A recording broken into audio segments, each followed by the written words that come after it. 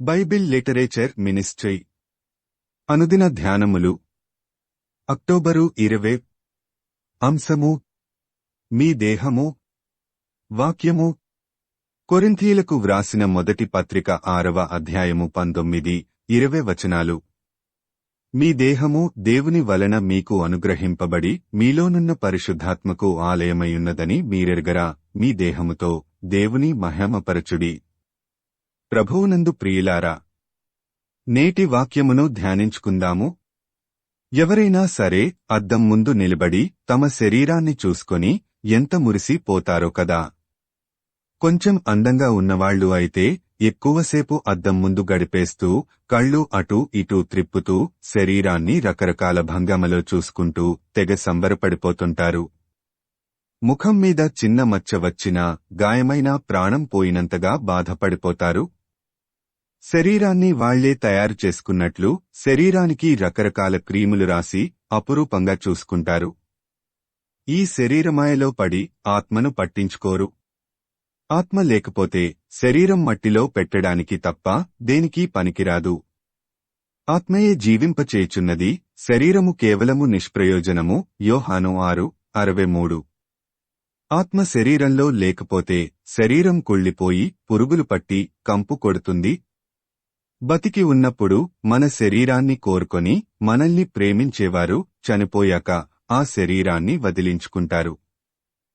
ఈ నిష్ప్రయోజనమైన ఎందుకు పనికిరాని శరీరానికి మెరుగులు దిద్దేవారు వారి ఆత్మ ఎక్కడికి పోతుందో వారే మాత్రం ఆలోచించరు. శరీరాశలు నెరవేర్చడమే లక్ష్యంగా జీవిస్తుంటారు. శరీరానికి ఏమాత్రం నొప్పి కలగకుండా ఉండటానికి, శరీరం సుఖపడటానికి కావలసినన్ని సౌకర్యాలను సమకూర్చడమే ధ్యేయంగా వారి జీవన విధానం ఉంటుంది.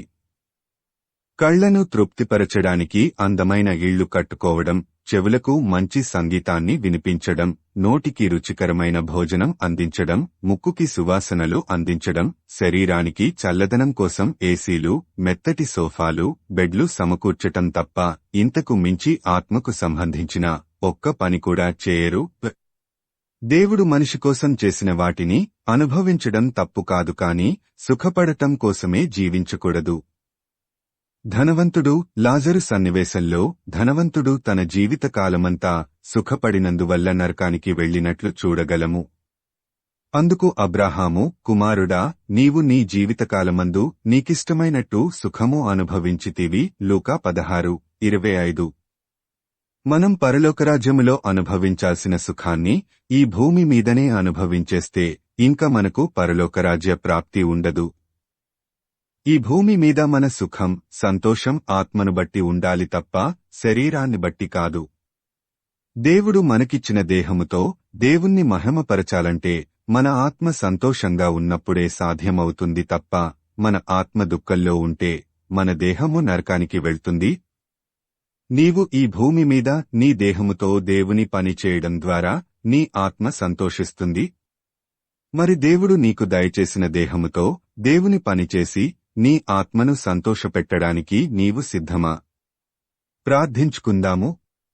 ప్రభువా, ఈ లోకంలో మేము జీవించినంతకాలము మా శరీరాన్ని సుఖపెట్టకుండా నీవు ఇచ్చిన ఈ దేహముతో నిన్ను ఘనపరచునట్లు నీ కృపను అనుగ్రహించుమని యేసయ్య నామమున అడుగుతున్నాము తండ్రి. ఆమేన్. ప్రభువునందు ప్రియులారా, మార్కు సువార్త 16వ అధ్యాయము 15వ వచనములో మీరు సర్వలోకమునకు వెళ్లి సర్వసృష్టికి సువార్త ప్రకటించుడి అని యేసు ప్రభువు చెప్పాడు. కాబట్టి సువార్తను ప్రకటించడంలో భాగంగా ఈ వాక్యమును మీ స్నేహితులు, బంధువులకు షేర్ చేయమని ప్రభువు నామమున కోరుతున్నాను. దేవుడు మిమ్మును దీవించునుగాక.